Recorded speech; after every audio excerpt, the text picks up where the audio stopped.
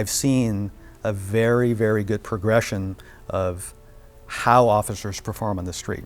We used to average over 20 uses of force every month, and more recently we're looking at single digits. And that's because the officers are given the tools to make good decisions, and we back them up. One thing that has surprised me about working with the Bravo unit is all the different opportunities it's presented. So I've been able to do a lot of undercover work, author and execute a lot of different operations in a whole variety of different topics, from narcotic sales to robbery suppression to the human trafficking. When I signed up, it was the bicycle unit, and we've really developed it into a lot more. We train at least every single month, and we have additional training. There's a use of force review board. Any kind of use of force gets reviewed by the review board, and they look at it, not did our guys do something wrong, but how could we make this better? Whether it's defensive tactics, whether it's driving skills, whether it's communication skills in terms of interpersonal communication, crisis intervention, tactical communications, and heaven forbid the use of a firearm, we try to integrate all of those skills in our actual training. There was an individual, he took a pair of gardening shears, a couple foot-long tree trimming shears, the kind you cut branches off. Get the shears out! Our training program helped officers to stay calm, not get baited into a confrontation with this subject. He repeatedly kept walking towards the officers, swinging the shears around. They used their training, kept their distance. We came up with a plan to use other force options.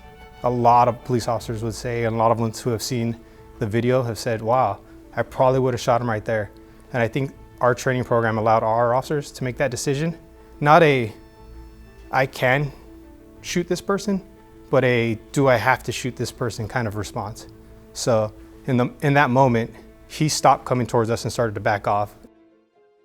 At the Richmond Police Department, we look at community policing as being integrated with everything that we do. The community meetings are great. I love going to those, but those are kind of our stakeholders. They're kind of our supporters. They're always going to be our supporters. So it's important for us to get out to the neighborhoods and talk to the people that we don't usually interact with and kind of try to build a relationship with them.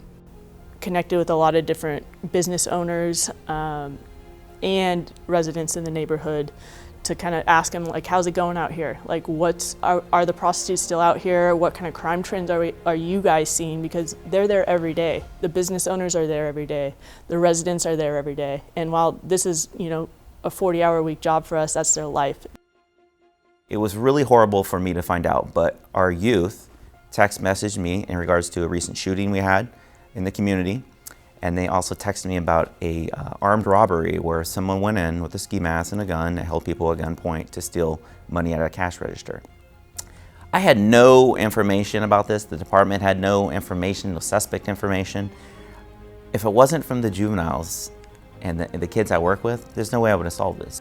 I received the accommodation for both of those incidents where I aggressively worked hard to figure out who committed these crimes and really brought in the community to help solve these crimes. And the command staff acknowledged it, provided me with awarded me with a letter of accommodation, which I really appreciated, and I really appreciated the recognition.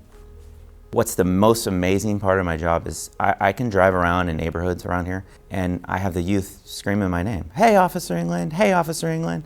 And that is just great. It makes me feel good. It makes me feel that when I came here, I really did have the sole purpose of I want to contribute to this community, and I feel like I am actually achieving that.